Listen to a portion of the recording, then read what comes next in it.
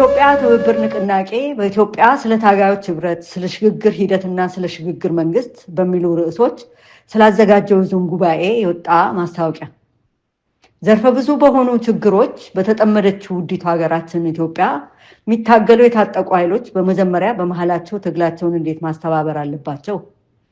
በጥቅሉ በሰላማዊና በትጥቅ ትግል የተሰማሩት ኃይሎች ከሰፊው ህዝብና ከሲቪክ ማህበራት ጋር በመተባበር ፍትሃዊና ዲሞክራሲያዊ ስርዓት ለመገንባት ሀገራችንን በጋራ እንዴት ማሻገር ይችላሉ? ይህን ለማሳካት ምን አይነት ተግዳሮቶች አሉ? እነዚህን መሰናክሎች ለመወጣትስ ምን መደረግ አለበት የሚሉ ቁም ነገሮች በመጀመሪያው ውይይት ክፍል ይስተናገዳሉ። ከዛስ ሁሉም ባለድርሻዎች ማለትም ስቴክሆልደርስ በእውን ያካተተ የሽግግሩ ሂደትና የሽግግር መንግስት እንዴትና በማንስ ሊመሰረት ይችላል የሚለው ሁለተኛው ውይይት ርዕሳችን ይሆናል። ይህ በጥናትና በምርምር ላይ የተመሰረተ ታሪካዊ ዙም ውይይት እንዳያመልጣችሁ በአክብሮት ተጋብዛችኋል። ቀኑ እሁድ ፌብሩዋሪ 1 2026 ዓ.ም ከሰዓት በኋላ ከ2 ፒኤም እስከ 6 ፒኤም ኢስተርን ስታንዳርድ ታይም የኢትዮጵያ ትብብር ንቅናቄ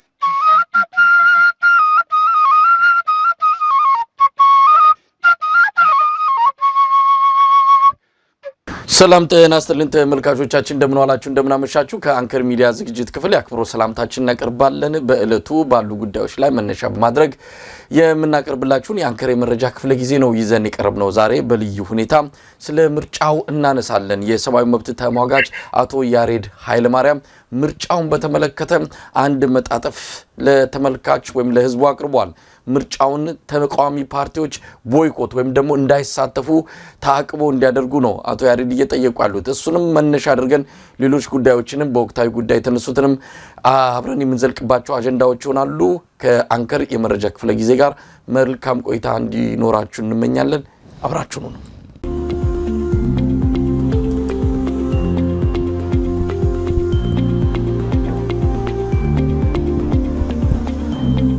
ተመልካቾቻችን አቶ ያሬድ በገጠመን የቴክኒክ ችግር ምክንያት በምስል ልናገኛቸው አልቻልንም አቶ ያሬድን እንግዲህ በፎቶግራፍ እንዲሁም በድምጽ በመናገኘው መልእክታቸው ነው እንግዲህ አብረን የምንዘልቀው ለዚህም ይቅርታ ተመልካቾቻችንን እንጠይቃለን አቶ ያሬድ በጣም አመሰግናለሁ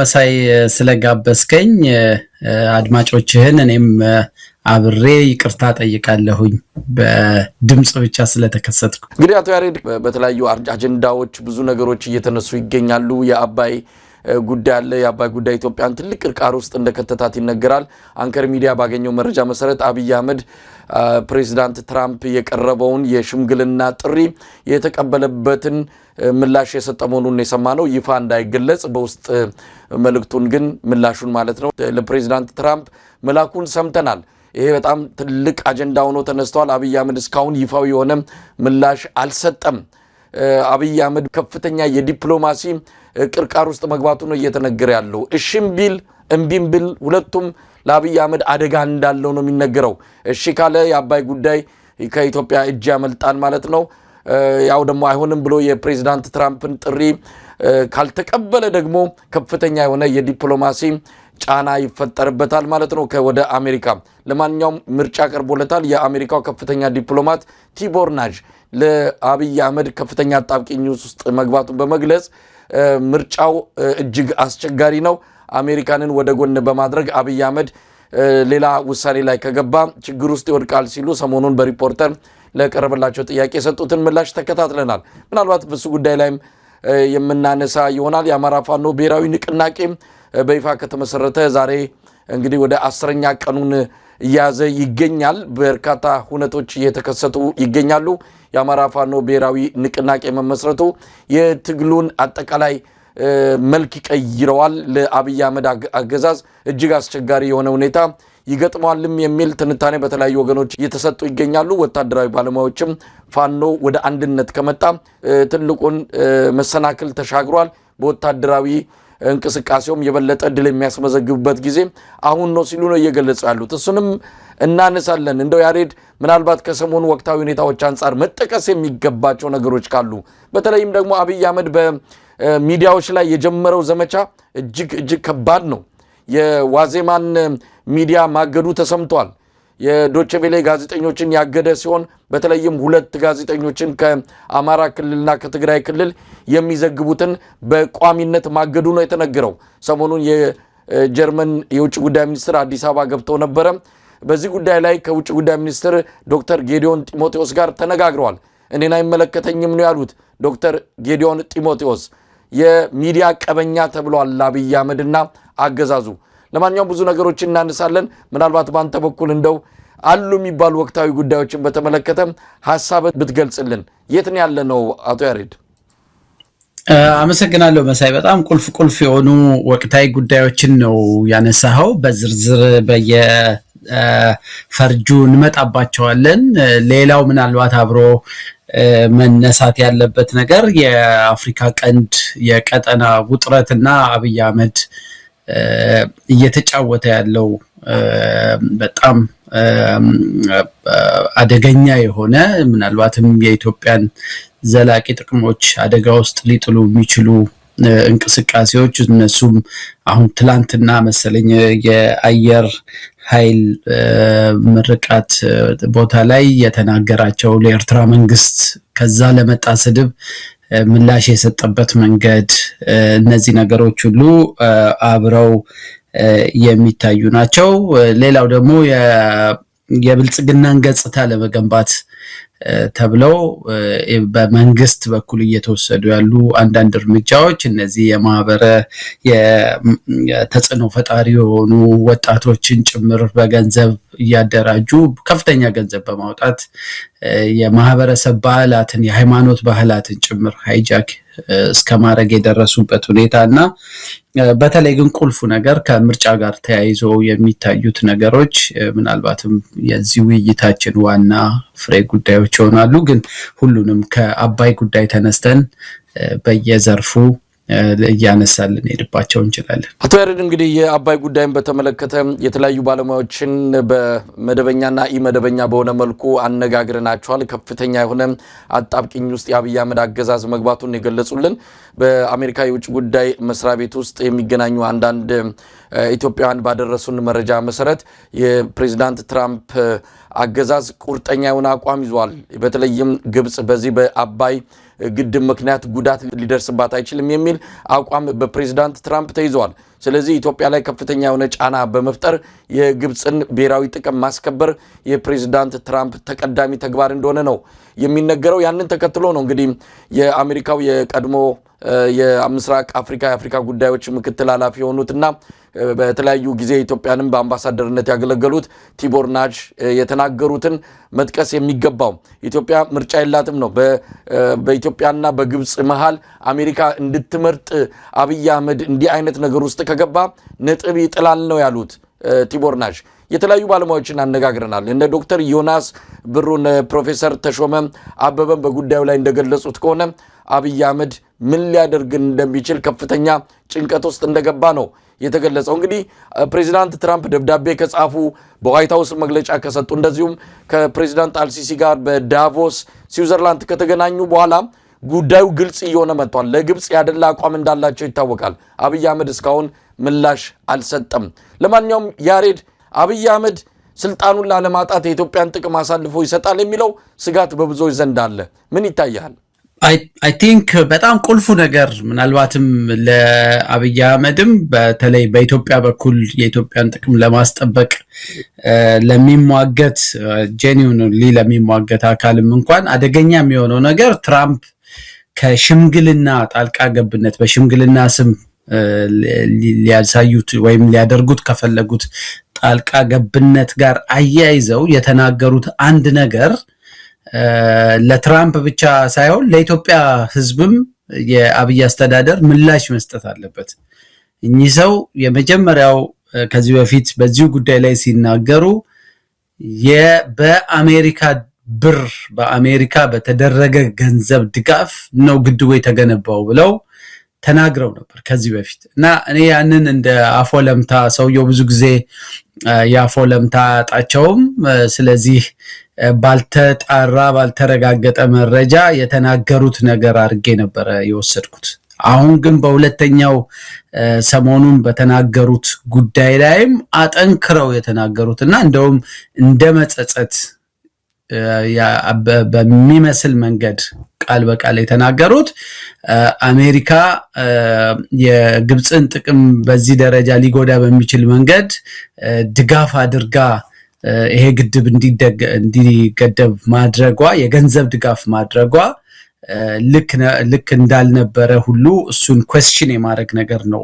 ይሄ በጣም አደገኛ ነገር ነው። ምክንያቱም የኢትዮጵያ ሕዝብ የሚያውቀው የዓለም ሕዝብ የተለያዩ የዓለም አቀፍ ሚዲያዎች ራሳቸው ደጋግመው ይዘግቡ የነበረው ኢትዮጵያ የእምቢተኝነት የፕራውድ ምልክት ነች። ምክንያቱም የኢትዮጵያ ሕዝብ ለዘመናት የተከለከለውን በዓለም አቀፍ ከአይኤምኤፍ ከወርልድ ባንክ ከኃይለ ሥላሴ ጊዜ ጀምሮ በእንግሊዝ በአሜሪካኖች ጫና ኢትዮጵያ ብድር እንዳታገኝ ለአባይ የተከለከለችበት ሁኔታ በህዝቡ ጊዜ ጠብቆ ወቅት ጠብቆ የኢትዮጵያ ህዝብ ከዕለት ጉርሱ ቀንሶ ገንዘብ አዋጥቶ ነው ይሄንን ግድብ የሰራው ተብሎ በዚህ መንገድ ለዓለም ህዝብም ስለተዋወቀ ዓለም ይሄንን ነው የሚያውቀው። ኢትዮጵያ ህዝብ በላቡ በራሱ ድካም ያለ ማንም አጋር የሰራው ግድብ እንደሆነ ነው የሚያውቀው። ስለዚህ የትራምፕ ደግመው ለሁለተኛ ጊዜ ይሄን መናገራቸውና የኢትዮጵያ መንግስት ዝም ማለቱ ደጋግሜ ከአንድም ሁለቴ በጥያቄ መልክ እኔም ሐሳቤን በተለያዩ መንገዶች አገልጭ ያለው ይሄ መንግስት ላይ ጥርጣሬ እንዲያሳድርብን አድርጓል። በምናልባትም በግድቡ በዚህ ግድብ ስም አብይ አህመድም ይሁን ከዛ በፊት የነበሩ አስተዳደሮች ለኢትዮጵያ ህዝብ ሳያሳውቁ ከአሜሪካ መንግስት የወሰዱት ገንዘብ አለ ማለት ነው። ካለበለዚያ ግን ወጥተው ይሄ ቀላል ነገር ተራ ጉዳይ አይደለም። ይሄ ከሀገር ሉዓላዊነትም ወደፊት ከሚመጡትም የፖለቲካም ሌሎች ከአባይ ግድብ ጋር ተያይዘው ከሚነሱ ጉዳዮች ጋር ብዙ ጥያቄ ስለሚያስነሳ መልስ መሰጠት አለበት። ለትራምፕ ብቻ ሳይሆን ለኢትዮጵያ ህዝብ። ጥያቄው የኢትዮጵያ ህዝብ ነው። ሁለተኛ ይሄንን የትራምፕን ንግግር እውነት ሊያስመስል የሚችለው ነገር ግድቡ ሊመረቅ አንድ ሳምንት ወይ የተወሰኑ ቀናቶች 3-4 ቀን ሲቀረው አብይ ከዳንኤል ክብረት ጋር ባደረጉት ውይይት ላይ የህዝብ አስተዋጽኦ እዚህ ግባ የሚባል አይደለም፣ ከ10-12% አይዘልም፣ የቀረው በሌላ መንገድ ነው የተሸፈነው የሚለው አነጋገር ወደ ትራምፕ እኛ እጃችን አለበት የሚለውን ነገር እንደገና መልሰን እንድንፈትሽ ያደርጋል። ስለዚህ እንደ ጥሩ ትክክለኛ እውነተኛ መንግስት ህዝብን የማይንቅ ተጠያቂነትን የሚያከብር ለህግ የበላይነት የሚገዛ መንግስት ቢሆን ኖሮ ከምርቃቱ ጋር ተያይዞ ክሊር የሆነ የኦዲት ሪፖርት እንደውም በእንትን ያደረኩት 2 አይነት ኦዲት፣ አንደኛ ከፋይናንስ ጋር የተያያዘ የዚህ ግድብ ጠቅላላ በጀት ከስንት ብር መነሻ አድርጎ ተልሞ ተነሳ፣ በመሃል ምን አይነት ለውጦች ተደረጉ፣ ጠቅላላ እስካሁን በዚህ ግድብ ላይ የተዘረፈውንም ጨምሮ እነ ሜቴክ ምናምን የዘረፉትንም ጨምሮ ያቺ ሀገር ምን ያህል ብር አወጣች፣ ከህዝብ የተዋጣው ገንዘብ በቁጥር ምን ያህል ነው፣ ከቦንድ ሽያጭም ከመዋጮም ሌሎች ሶርሶች መንግስት የቀረውን 80% እኔ ነኝ ያወጣሁት ካለ ከየትኛው የመንግስት ገቢ ከግብር ላይ ነው የተወሰደው፣ ከምን ላይ ተወስዶ ነው? ይሄ በዝርዝር ኦዲት መደረግ አለበት። አንድ ሁለተኛ ፕሮጀክቱ ራሱ አሁን ጥያቄ የሚነሳበት ተመረቀ ተብሎ ይፋ የተደረገው ፕሮጀክት በትክክል የታለመውን ከታቀደውን በትክክል ተፈጽሟል ወይ? ያ ግድብ አሁንም በጥሩ ሁኔታ በምን ሁኔታ ላይ ነው ያለው የሚለው የፕሮጀክት ኦዲት መደረግ አለበት እና ይሄ ለህዝብም ለዓለም አቀፉ ማህበረሰብም ይፋ መደረግ አለበት። ያ እስኪሆን ድረስ ግን ትራምፕ ያነሱት ነገር ኢትዮጵያን ተንበርካኪ ሊያረጋት ይችላል። ምክንያቱም በአብይ በተለይ ደግሞ የምጠራጠረው ነው አሁን በአብይ አስተዳደር ጊዜ ከዚህ በፊት ትራምፕ ባለፈው አድሚኒስትሬሽንም የጀማመሯቸው ነገሮች ስለነበሩ ግድቡን ለመጨረስ እና ለግብጽም ለአሜሪካንም ጥቅም በሚያመች መንገድ የተገቡ ቃል ኪዳን ለህዝብ ይፋ ያልተደረጉ ፕሮሚሶች ካሉና ያንን ለማስፈጸሚያም የተሰጠ መንግስት የተቀበለው ገንዘብ ካለ ይሄ በጣም በጣም አደገኛ ነገር ነው። ኢትዮጵያን በሚደረጉ ድርድሮችም ውስጥ ተንበርካኪ ያደርጋታል። እምቢ እንዳይባል ገንዘብ ተወስዶ ሊሆን ይችላል። እሺ ተብሎም ሲገባ ደግሞ በማን ተርምና በምን አቋም ነው ውይይቶቹ ድርድሮቹ የሚካሄዱት የሚለውን ሁሉ ስጋት ውስጥ ይጥለዋልና ለዚህ ነው የኢትዮጵያ መንግስት እንዲህ አይነት በጣም ሲሪየስ የሆኑ ጉዳዮችን በዝምታ ማለፉ ሁላችንንም ጥርጣሬ ውስጥ እንድንገባ ያደረገ ክስተት ነውና እኔ አሁንም በጉጉት ከኢትዮጵያ መንግስት የሚሰጡ ከጠቅላይ ሚኒስትር አብይ የሚሰጡ ምላሾችን በተለይ በዚህ ጉዳይ ላይ ኢትዮጵያ ገንዘብ ተቀብላለች አልተቀበለችም በአባይ ስም በግድቡ ስም የሚለው ከማንም ይሁን ከአሜሪካ ብቻ አይደለም ከሌላም አካል ከዩኤኢም ሊሆን ይችላል ለአሜሪካ በሌላ መንገድም ገንዘብ ልካ ሊሆን ይችላል ሶርሶቹ ግን የ80% ሶርስ ይፋ መደረግ አለበት ያ እስኪደረግ ድረስ ግን የአብይ አህመድን አስተዳደር በአባይ ጉዳይ ላይ በሀገራዊ በብሔራዊ ስሜት በተነከረ ስሜት እስካሁን በመጣንበት ለግድቡ ባለ ስሜት የኢትዮጵያን ጥቅም በሚያስከብር ደረጃ ይሟገታል ብዬ ለማሰብ ይቸግረኛል። አቶ ያሬድ ብዙ ነገሮችን እንድናነሳ የሚያደርገን ጉዳይ ነው። በነገራችን ላይ መስከረም ወር መግቢያ ላይ ተመረቀ። እንግዲህ አንድ ነገር ከተመረቀ ህዝቡ በጉጉት ነው የሚጠብቀው። ለፍቷል ከመቀነቱ ከደሞዙ ከብዙ ነገሮች አዋጥቶ የገነባው እንደሆነ ነው ላለፉት በርካታ አመታት ሲያምን የነበረው። ስለዚህ ግድቡ ተመረቀ ሲባል በማግስቱም ይሁን በሚቀጥሉት ጊዜያት ውስጥ ይሄ የመብራት እጥረት በየቀኑ የሚጠፋበት የኃይል አቅርቦት እነዚህ ነገሮች ሁሉ የሚፈቱበት ኢትዮጵያውያን ሁሉ ጊዜ እንደሚባለው ከዚህ በኋላ ሻማ የሚያበሩት ለልደት ነው የሚባለው እሱ በትክክል የሚረጋገጥበት ነገር ይመጣል ብለው ነበር። ግን ምንም ነገር የለም። የመመረቁ ድግስ እንጂ በትዝታችን ውስጥ ያለው ሌላ ነገር የለም። ኢትዮጵያ ህዝብ ያገኘው ነገር የለም። ከመብራቱም ከምኑም የበለጠ እንደውም ጫናና ብዙ ግብሮችን እንዲከፍል እየተደረገ ነው ያለው። ለማንኛውም ወደ ግድቡ እንምጣ። በዚህ አጋጣሚ አቶ ጌታቸው ረዳ እዛው ጫካ ያለ ከዛም በኋላ ከወጡ መቀሌ ከገቡም በኋላ ግድቡ ተሽጧል የሚል ነገር አንስቶ ነበር። በወቅቱ ሁላችንም እንዴት ግድቡ ይሸጣል እንዲሁ ለፖለቲካ በመጠቀም ጌታቸው ነጥብ ለማስቆጠር የሄደበት ነው ብለን ስንቃወም ነበር። ግን የሆነ መረጃ እንዳላቸውም ጠረጥር ነበረ። በተለይም አብይ አህመድ ግብጽ ሄዶ በጉዳዩ ላይ ተነጋግሮ ከመጣ በኋላ ግድቡ ከመጀመሪያ ዲዛይኑ እየቀነሰ የተርባይኑ ቁጥር እያነሰ ግድቡ ከታለመለት እቅድ በታች ሆኖ እየሰራ እንዳለ ይነገር ነበር። አብይ አህመድ ይህንን ተስማምቷል። ለማንኛውም አሁንም ግልጽ የሆኑ ነገሮች የሉም። አብይ አህመድ ብሩን ከየት አመጣ? አሁን ቀደም ሲል አቶ ያሬድ ላቀረብከው ጥያቄ በፓርላማ ጭምር ነው ምን አገባችሁ ከፈለጋችሁ የአውሮፕላን ቲኬት እንቆርጥላችኋለን ሄዳችሁ መጠየቅ ትችላላችሁ ብሎ ፓርላማውን በንቀት መልስ የሰጠበት ሁኔታ እናስታውሳለን። ስለዚህ በኢትዮጵያ ትክክለኛና እውነተኛ ኦዲት ይደረጋል ብሎ ማሰብ በጣም ከባድ ነው። ለማንኛውም አሁን ወዴት ሊያመራ ይችላል? አብይ አህመድ እስካሁን ይፋዊ መልስ አልሰጠም። በጎን በጀርባ ግን አሜሪካንን እየተለማመጠ ግድ የለም ባላችሁት እንሄዳለን ለህዝብ ግን ይፋ እንዳታደርጉት አይነት ልምምጥ ውስጥ ነው የገባው። አንዳንዶች እንደሚሉት ከወዲሁ ያለማመዱን ነው። አብይ አህመድ ምን ቸነቀው? የኢትዮጵያ ህዝብ እንደሆነ ስለምንም ነገር ምላሽ አይሰጥም። አሜን ብሎ ነው የሚቀበለው። ስለዚህ ግድቡን በአደባባይ ቢሸጠውና ከኢትዮጵያ ጥቅም ባለፈ ውሳኔ ላይ ቢደርስ የሚናገረው ስለሌለ ለስልጣኑ ሲል የኢትዮጵያን ጥቅም አሳልፎ ይሰጣል የሚለው ሐሳብ በስፋት እየመጣ ነው የሚገኘው። ምን ልናይ እንችላለን በቀጣይ አቶ ያሬድ? እኔ እንግዲህ አንዱ ይሄ አቶ ጌታቸው ግድቡ ተሽጧል ያሉበት በቂ ምክንያት ይኖራቸዋል። ለፖለቲካውም ቅርበት ስለነበራቸው የሰሙት ያዩት ነገር ሊኖር ይችላል። በእርግጥ አሁን ካገዛዝ ስርዓቱ ጫማ ስር ስለሆኑ ከሳቸው ተጨማሪ እውነት በዚህ ላይ መጠበቅ ያስቸግራል። ነገር ግን የሚታዩ ምልክቶች አሉ። አንደኛ ነገር ቅድም ያልኩት የግድቡ የኦሪጂናል የሆነው እቅድ ከዛ በኋላ መሃል ላይ ለብዙ ጊዜ እንዲሻሻል ሞዲፋይ እንዲደረግ አዳዲስ ነገሮች እንዲጨመሩ እንዲቀነሱ ተደርጎ ብቻ የመጨረሻው እቅዱና አሁን ግድቡ ያለበት ወቅታዊ ሁኔታ የፕሮጀክት አፈጻጸም ኦዲት ቢቻል ገለልተኛ በሆነ አገራዊ ኤክስፐርቶች መደረግ አለበት።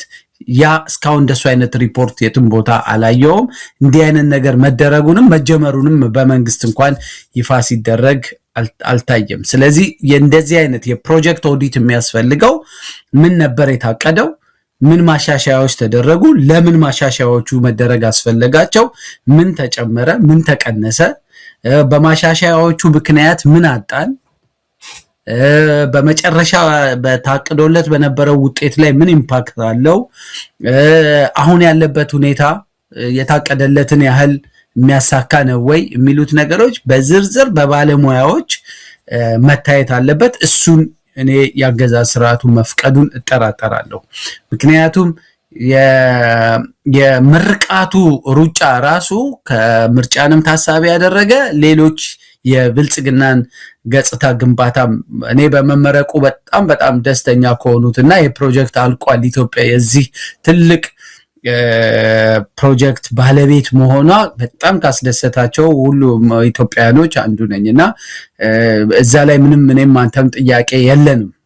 ዋናው ነገር ያ ፕሮጀክት አገራዊ ሀብት ትልቅ አገራዊ ከትውልድ ትውልድ የሚተላለፍ ቅርስ ስለሆነ ያሉበት ስኬቶችና ያሉበት ጸጾች በአግባቡ ኦዲት ተደርገው የሚስተካከለው ተስተካክሎ አካውንታቢሊቲ መኖር አለበት እንጂ ብልጽግና የምርጫ ካምፔን ማካሄጃ ወይም የዓለም አቀፍ ገጽታ መገንቢያ አድርጎ ግድቡን የጨረሱ ጠቅላይ ሚኒስትር ተብሎ የአብይን ፕሮፋይል ማሳበጫ መሆን የለበትም።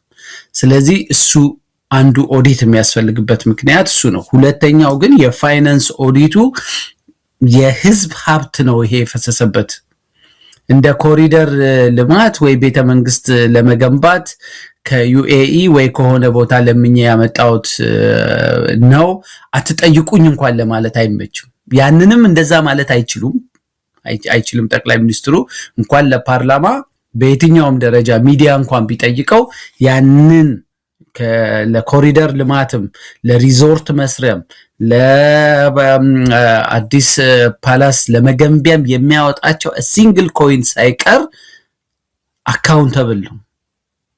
ከግል ኪሱ ዝም ብሎ አብይ አህመድ ስለሆነ ያገኘው ገንዘብ አይደለም። የኢትዮጵያ ጠቅላይ ሚኒስትር ስለሆነ ያገኘው ሀብት ነው። በዛ ላይ ያንዳንዱ ሀገር ወይ ግለሰብ ባለ ሀብት በሚሰጥህ ልክ ኢትዮጵያ ላይ የሚፈልገው ኢንተረስት አለ።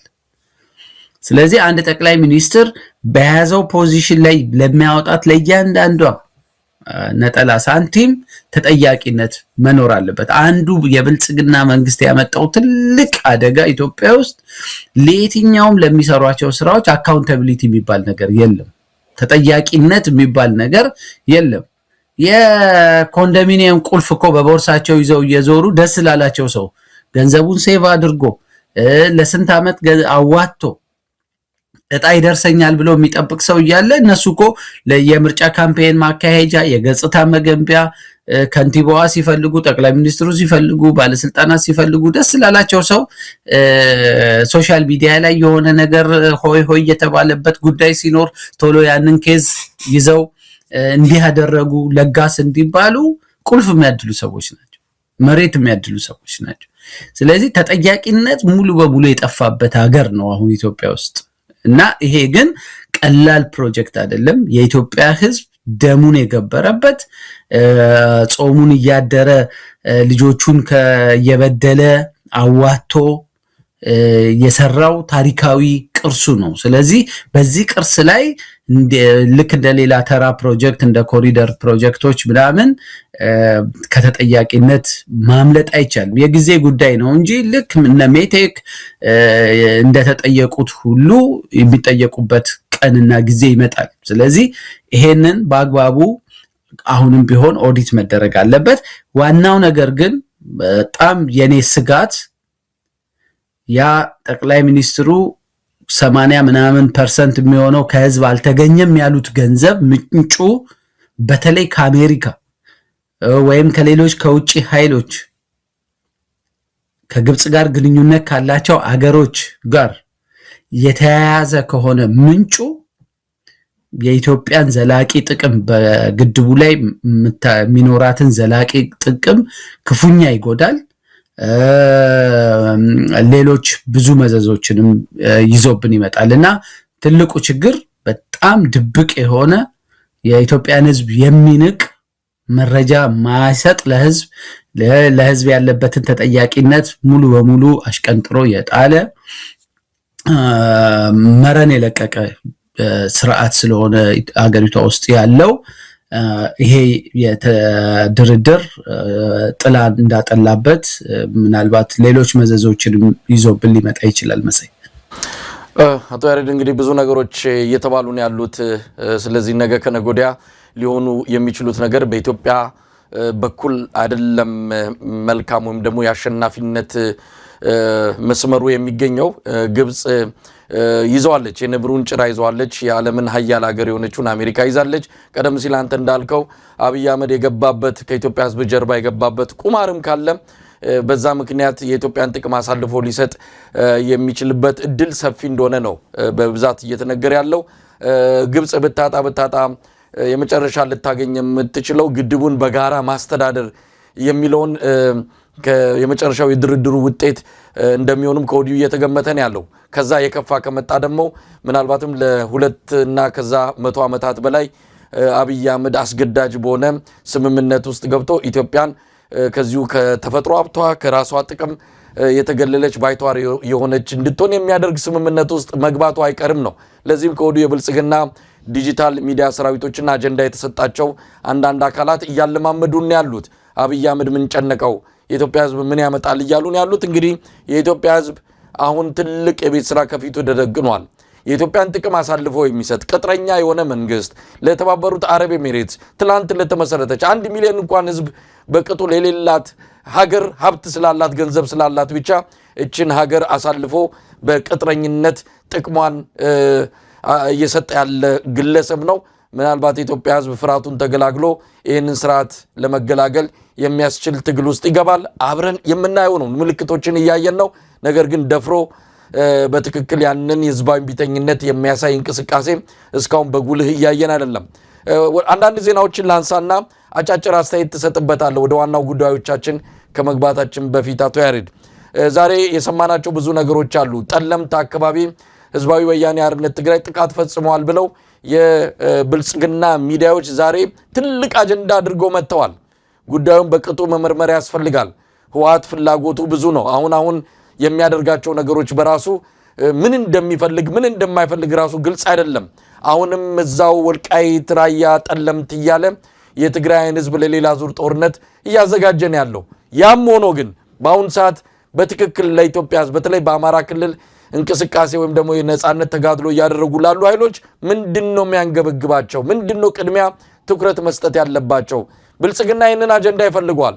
ይህን ጠለምት አካባቢን በተመለከተ የዛሬ ዓመት አስተዳደሩን አፍርሶ መከላከያ ሰራዊት ተቆጣጥሮታል። ለነጌታቸው ረዳ ለሚመራው ህወሓት እንዲያስተዳድሩ ሰጥተዋል። ዛሬ ከየት መጥቶ ነው ጥይት ድምጽ የሰማ ነው? ህወሓት በገዛ የራሱ ወታደሮች ላይ የራሱ ታጣቂዎች ላይ ተኩሶ ወይስ እቻ አጀንዳ ለምን መጣች የሚል ጥያቄ እንድናነሳ የሚያደርግ ነው። ለማንኛውም ይህንንስ ጉዳይ እንዴት እናየዋለን ነው። ጋምቤላም ችግር አለ። ትላንት ምሽት 5 ሰዓት በኢትዮጵያ አቆጣጠር የፌዴራል ኃይሎች ባሉበት አንድ ሆቴል የአርፒጂ ጥቃት ተፈጽሟል። ምን ያህል ሰው እንደሞተ ምን ያህል ሰው እንደተጎዳ አናቅም። አኝዋኮች ዳግም ጄኖሳይድ ዳግም የዘር ማጥፋት ሊከሰት ከጫፍ ላይ ደርሷል ብለው ስጋታቸውን እየገለጹ ነው። እስቲ እነዚህ ሁለት ጉዳዮች ላይ አጭር አስተያየት ስጥና ወደ ሌሎቹ አጀንዳዎቻችን እንመለሳለን። እሺ መሳይ፣ ምናልባት መጀመሪያ ከዛ ከአባይ ጋር በተያያዘ አንድ የዘረጋውት ነገር አንተ ያነሳው ወሳኝ ጉዳይ የግድቡ ከተመረቀም በኋላ የኢትዮጵያ ሕዝብ የኤሌክትሪክ ችግር አሁንም አልተቀረፈም፣ የመብራት እጦቱ እንደቀጠለ ነው፣ የኃይል እጦት እንደቀጠለ ነው ያልከው ነገር እሱ እንደው የኢትዮጵያ ሕዝብ ያው የማቁለጭለጭ ነገር ካልሆነ በስተቀር ይሄ ችግር ወደፊት የሚቀጥል ለተወሰነ ጊዜ የሚቀጥል ይመስለኛል። ለኔ ግድቡን አሯሩጠውም በዛ ሁኔታ የተጨረሰውና በተወሰኑ ተርባይኖችም እንኳን ከተንቀሳቀሰ ኃይል ካመነጨ የመንግስት ፕራዮሪቲ ኃይል ለጎረቤት ሀገሮች ሽጦ ዶላር ማግኘት ነው እንጂ የአገር ውስጥ ያለውን የኃይል እጥረት በዚህ በአባይ ግድብ በአጭር ጊዜ ውስጥ የመመለስ እቅድም ፍላጎትም ያለ አይመስለኝም። እና ይሄ ገንዘቡን ሲያዋጣ የኖረው ህዝብ አባይ በተገደበ ምርቃት በተደረገ በአጭር ጊዜ ውስጥ የመብራት አቅርቦት መሻሻል ይኖራል፣ ችግሮች ይቀረፋሉ ብሎ የሚያስብ ከሆነ እሱም ላይ ኤክስፔክቴሽንን ከወዲሁ ማስተካከል ወይም ደግሞ ከመንግስት ጋር ጠንከር ያለ ጥያቄ አንስቶ መንግስትን መፈተን ያስፈልጋል።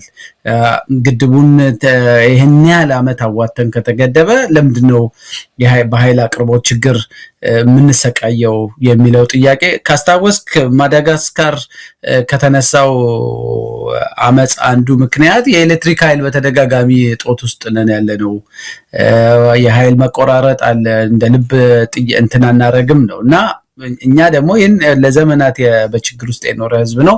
እኛ ጋር ያለው ሁኔታ በጣም የከፋ ነው ከሌሎቹ አገሮችም እና እነዚህ ጥያቄዎች በአባይ መገደብ ግድብ ማለቅ ምክንያት ቶሎ ይመለሳሉ ብዬ አላስብም። የአገዛዝ ስርዓቱ በጣም ከፍተኛ የሆነ የገንዘብ እጥረት ችግር ስላለበት የመጀመሪያ ፕራዮሪቲው የምትመነጨውን በምንም ደረጃ የምትመነጨውን ኃይል ለጎረቤት ሀገሮች ሽጦ ዶላር የመሰብሰብ እቅድ ነው ያለው።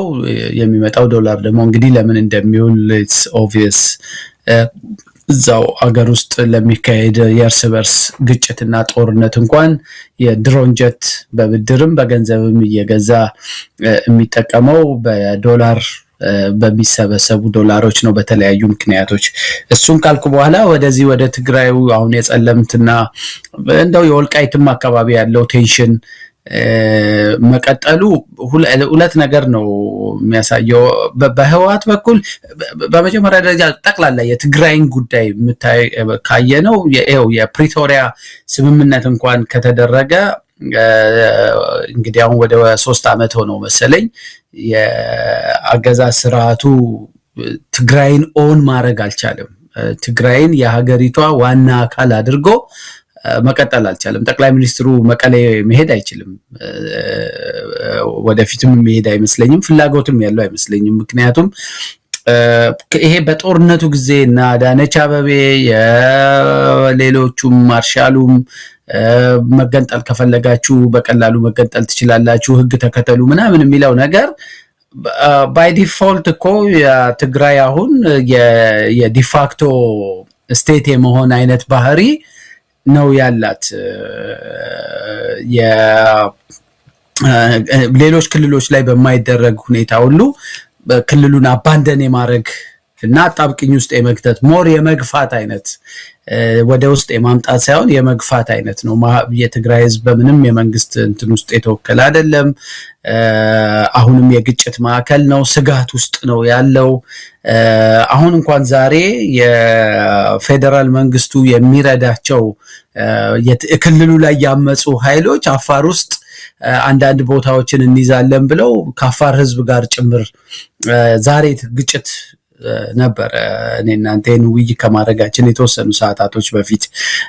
ስለዚህ የትግራይ ጉዳይ በሰላምና ጥንቃቄ በተሞላው መንገድ እንዲፈታ የፌዴራል መንግስቱ የሚፈልግ አይመስለኝም። ስለዚህ ትግራይ አቶ ያሬድ እዚህ ላይ የትግራይ ክልል የህወሓትም ይሁን የጊዜያዊ አስተዳደሩ መግለጫ አውጥቷል። ከመግለጫዎቹ በዋናነት መጠቀስ የሚገባው ይሄ እኛ የፌዴራሉ መንግስት አካል አይደለንም፣ የፌዴራሉ መንግስት አካል ብንሆን ኖሮ በጀት አይቋረጥም፣ መሰረታዊ አገልግሎቶች እንዲዘጉብን አይደረግም ነበረ። በተለይ ከበጀት ጋር ተያይዞ ከፍተኛ ችግር ውስጥ ገብቷል። ለፌዴራል መንግስቱ በተደጋጋሚ ጥሪ አድርገን ምላሽ አላገኝንም። ስለዚህ ምንም መፍትሄ ስናጣ ከሰራተኛው ላይ 20% ከደሞዛቸው ቆርጠን የተወሰኑ መተንፈሻ የሚሆን በጀት ለመፈለግ እየሞከርን ነው አሉ። እንግዲህ ሰራተኛው ደሞዝ እያገኘም አይደለም። ለ17 ወራት ለ2 ዓመታት ያህል ደሞዝ ተቋርጦበት የከረመ ነው የትግራይ ማህበረሰብ። አሁን ከሚያገኛት ከዛች ትንሿም ገንዘብ አሁን የጊዜያዊ አስተዳደሩ 20% ቆርጬ ለተለያዩ እንቅስቃሴዎች ልጠቀምበት ነው አለ። ይሄ እኮ በጣም ሀገር እኮ ፈረሰ እኮ ማለት ነው። ትግራይም በዚህ ደረጃ ፌደራል መንግስቱ እንደዚህ አይነት አጣብቂኝ ውስጥ ሲከት ምንድነው የሚባለው የሚለውም ነገር እየተመለሰ አይደለም። አብይ አህመድ እቺ አዲስ አበባን ዙሪያዋን ከተቆጣጠረና ያችን የሚያብለጨልጩን ነገር ሰዎች ካደነቁለት ሀገር የመራ ነው የሚመስለው። ትግራይም ሆነ አማራ፣ ኦሮሚያ፣ የተለያዩ አካባቢዎች ምን እየተፈጸመ እንዳለ ጉዳዩም አይደለም። የትግራይ ነገር እጅግ አሳሳቢ ነው። ዛሬ የሰማነው ነገር በተለይ ከሰራተኞች ይቆረጣል የተባለው ነገር ወዴት እየገፋ ወዴት ህዝቡን እየመራ እንዳለ የማናይ ከሆነ ትልቅ ስህተት ላይ እየወደቅን ያለ ይመስለኛል። ያሬድ አው መሳይ ይሄ በጣም በከፍተኛ ጥንቃቄ መታየት ያለበት ጉዳይ ነው። የትግራይ ነገር እንዲህ አንደኛ እየተወሳሰበ መጥቷል። አንድ ሁለተኛ በጦርነቱም ጊዜ ነው። በነገራችን ላይ በጦርነቱም ጊዜ አሁንም ከጦርነቱም በኋላም በስምምነቱም ወቅት በምንም የአብይ አህመድ አስተዳደር የሚከተላቸው ሁለት መንገዶች አሉ። አንደኛ ህዝቡን በመቅጣት ወይ እዛ እሱ የሚቃወማቸው ኃይሎች ላይ እንዲያምፁ በእናንተ ምክንያት ነው ይሄ ሁሉ እርጅብኝ የሚወርድብን ብለው ህዝቡን መቀጣጫ ማድረግ ሳፎኬሽን መፍጠር በትግራይ ህዝብ ላይና ደግሞ የመቀጣጫው መንገድ ሁማኒታሪያን ኤድ ሰብአዊ በሆኑ እርዳታዎች ላይ መድኃኒት መከልከል፣ ምግብ መከልከል፣ ከሌላ ቦታ የሚመጡ እርዳታዎች እንዳይደርሳቸው ማድረግ፣ መሰረታዊ አቅርቦቶች እንዲቋረጡ ማድረግ፣ እነዚህ ሁሉ የዓለም አቀፍ ህግን የጣሱ በንጹሃን ዜጎች ላይ የሚፈጸሙ ሆን ተብለው የፖለቲካ ዓላማ ያላቸው የጥቃት ስልቶች ናቸው። ዓላማው ምንድነው? አንዳንድ ጊዜ ህዝቡ በቃ ይሄ ሀገር እኔን አላቀፈኝም፣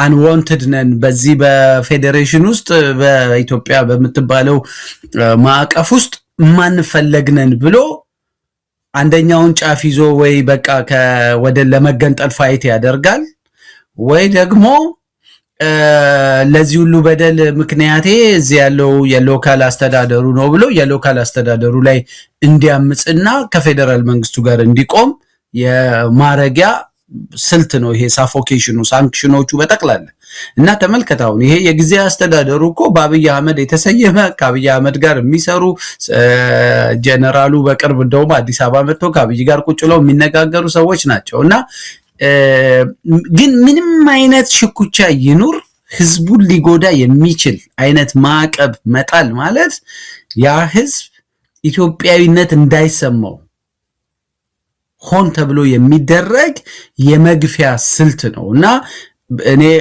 ልክ በቃ እንደ ጫፍ የደረሰ አይነት ፕሮጀክት ትግራይን ሆን ብሎ ከኢትዮጵያ ለመነጠል የሚደረግ አንዳንድ ጊዜ ተሯሩጠው ሁሉ ከኤርትራ ጋር አፊሊዬሽን እንደተፈጠረ አድርጎ ማድረግ ያንን ቀጠና የማግለል ፍላጎት በምን ሁኔታ ነው አንድን ሀገር የሚያስተዳድር መንግስት እዛው በዛ ሀገር ውስጥ የሜሪላንድን አስተዳደር ለማፍረስ ለመውጋት ሌላ ቨርጂኒያ ወይ ሳዌሬልስ ያንን ድንበር አዋሳኝ የሆነ ክልል ውስጥ የሀገር ውስጥ ተፋላሚ ኃይል ልክ ኤርትራ የኢትዮጵያን ታጣቂዎች ሱዳን የኢትዮጵያ የሱዳን ታጣቂዎችን ካምፕ ቦታ ሰጥታ እንደምታደራጀው እዚህ ደረጃ ከወረድክ እኮ አፋር ውስጥ ትግራይን ሊወጋ የሚችል ኃይል ማደራጀት ማለት እና ዘሴም ታይም ደግሞ ከጊዜያዊ አስተዳደሩ ጋር አብሮ መስራት ማለት ትልቅ የፖለቲካ ቁማር ነው። የዚህ ስርዓት መሰሪ ባህሪ ማሳያ ነው እና ትግራይን የአብይ አህመድ የቁማር መጫወቻ ሆናለች። ግን አንፎርቹኔትሊ አብይን ብቻ ሳይሆን ብሌም መደረግ ያለበት በጣም በኢትዮጵያን ለዚህ አሁን ዛሬ ላለችበት ስቃይ በተለይ ደግሞ የትግራይ ህዝብ የስቃይ እንዲያይ ትልቁን መከራ የሳበው ይሄ እድሜ ልኩን የማይታረቅ በጣም አደገኛ የሆነ የእብሪት ብቻ ሳይሆን በጣም ጭካኔ ውስጣቸው የተሞላ የህወሓት አመራሮች በሌላ ጫፍ ቆመዋል እና የትግራይ ህዝብ ጨካኝ በሆኑት ውስጣቸው ለዘመናት በአምባገነናዊ ባህሪ የነበሩ ምንም ስብዕና የጎደላቸው የህወሓት ፖለቲከኞችና በዚህኛው ጫፍ ደግሞ በዛው ልክ የትግራይን ህዝብ ደጋግሞ እያሰቃየ ያለ የፌደራል መንግስት በሁለቱ ኃይሎች ፍጹም ኢሪስፖንሲብል በሆኑ ሁለት ኃይሎች መሃል የትግራይ ህዝብ እየተሰቃየ ነው ያለውና ግን የሁለቱም አካሄድ አልቲሜት ጎሉ ትግራይን ከሌላ ከኢትዮጵያ የመነጠል የትግራይን ህዝብ በቀረው የኢትዮጵያ ህዝብ ላይ እንዲያቆምና እንዲርቅ ለማድረግ የተቀናጀ ስራ አድርጌ ነው የምወስደው። ልክ በዚያውን ትዕይንት ውስጥ ህወሓትና የፌደራል መንግስቱ የሚጣሉ ይመስላል፣ ግን ለአንድ ግብ ነው እየሰሩ ያሉት። ሁለቱም ትግራይን ከኢትዮጵያ ህዝብ የመነጠል ስራ ነው እየሰሩ ያሉት። አቶ ያሬድ እንግዲህ የጠለምቱ ክስተት ብዙ ነገሮች እንድናነሳ ነው የሚያደርገው። አንደኛ የብልጽግናው አገዛዝ ሰሞኑን ከፋኖች የተወሰኑ የከዱና ወዶ ገብ የሆኑ ሰዎች የሚያነሱት ትርክት አለ። ፋኖ ከህወሓት ጋር እየሰራ ነው፣ ፋኖ የሻዕቢያ ጉዳይ አስፈጻሚ ነው የሚል ነው። ያንን ማጠናከሪያ አሁን የፈተና ነገር ነው የመጣው። ይህንን አጀንዳ ወደፊት ያመጡታል። የፋኖን አቋምም ለመፈተሽ ፋኖ በዚህ ጉዳይ ላይ ምን ይላል? ጠለምት በህወሓት ተመቶ ፋኖ ዝም ይላል ወይም ወልቃይትም ነገ ከነገ የሆነ ትንኮሳ ሊኖር ይችላል። በራያ አካባቢ ቀደም ሲል ያደረጉትም አለ። በዚህ ጉዳይ ላይ ፋኖ ዝም ያለው የትግራይን ጥቅም ለማስጠበቅ የሻዕቢያን ጥቅም ለማስጠበቅ ነው የሚል አጀንዳ በደንብ እንዲራገብ የተፈለገ ይመስላልና ይሄንን አጀንዳም እንዴት እንደመጣ ለምን እንደመጣ በምን መልኩ እስከየት እንዲዘልቅ እንደፈለጉ በቅርበትና በግልጽ የምናቅ ስለሆነ በዚህ ጉዳይ ላይ ጥንቃቄ ያለው አቋም መያዝ ነው የሚገባው። የህወሓትን ነገር በተለየ ሁኔታ መመልከት ይገባል። አሁን ለትግራይ ህዝብም ለአማራ ህዝብም ለኦሮሞ ህዝብም ለመላው የኢትዮጵያ ህዝብ ጠንቅ የሆነ ጸረ ኢትዮጵያ የሆነ ኢትዮጵያን ለማፈራረስ እስከ መጨረሻው ለመሄድ ምንም አይነት ነገር የማይገድበው አገዛዝ ነው 4 ኪሎ ቤተ መንግስት የተቀመጠው። ይሄ ብሔራዊ የኢትዮጵያ የደህንነት ስጋት ነው። ይህንን ትልቅ ስጋት 4 ኪሎ አስቀምጠን ስለሌላ ጉዳይ ስለ ወልቃይት ስለሌላ ልናስብ አንችልም። መጀመሪያ ይህንን አገዛዝ ከዛ ነቅሎ ከማስወገድ ያለፈ ለኢትዮጵያ አሁን ፊት ለፊቱ የሚገኝ ሌላ ምንም አጀንዳ ሊኖር አይገባም የሚለው ብዙዎችን እያስማማ የመጣ ጉዳይ ነው። አብይ አህመድ በዚህም በዛም አጀንዳ እየላከ ይህንን ከመሰረታዊ የሆነ መስመር ሰውን ለማናጠብ ከፍተኛ የፕሮፓጋንዳ ስራ እየሰራ ነው። በዚህ አንጻር ጥንቃቄ መደረግ ያለበት እንደሆነ ይታመናል። የጋምቤላውንም ከዚህ አንጻር መመልከት ይቻላል። ብዙ ነገሮችን መፈተሽ መመርመር ይገባልና እንደው በአጠቃላይ በዚህ ጉዳይ ላይ አጠር ያለ አስተያየት ስጠና ወደ ዋናው ጉዳያችን እንገባለን። እሺ፣ ለኔ የጠለምት የወልቃይትና የራያ ጉዳይ ለህወሓት የሰርቫይቫል ካርድ ነው። ህወሓት መኖሩን ራሱ እነዚህን አጀንዳዎች ወደፊት ለሚያነሳቸው ለድርድርም ይሁን ለምንም ለሚያነሳቸው ወሳኝ ጥያቄዎች እንዲሁ በቀላሉ የሚተዋቸው ነገሮች አይደሉም። ለጠቅላይ ሚኒስትሩ ለአብይና ወደዚህ ወገን ላለው ኃይል ደግሞ እነዚህን ጉዳዮች ሁልጊዜ እዛ ቀጠና ውስጥ በተለይ በአማራ ኃይሎችና በትግራይ ኃይሎች መካከል ምንም አይነት ህብረት አንድነት እንዳይፈጠር ለማረጊያ አሁንም የፌደራል መንግስቱም እንደ መጫወቻ ካርድ ነው። እነዚህን አካባቢዎች አንዳንዱን ነገር እያጠበቀም እያላላም ግጭቶቹን ተመልከት። በቅርብ ጊዜ የአዲስ አበባ ዩኒቨርሲቲ ፕሮፌሰር የፊሎሶፊ ፕሮፌሰር አቶ ዳኛቸው ካልተሳሳትኩ ዳኛቸው አሰፋ የመከላከያ ልብስ ለብሶ ዶክተር ዳኛቸው የሰራውን ድራማ ተመልከት። ይሄ ሆን ተብሎ እዛ አካባቢ ኮንቴስት የሚያደርጉ ኃይሎች እንዳሉ ይታወቃል። አወዛጋቢ አካባቢዎች ናቸው። ከፍተኛ የፖለቲካ ጥያቄ የሚነሳባቸው፣ የሪሶርስ ጥያቄ የሚነሳባቸው ናቸው።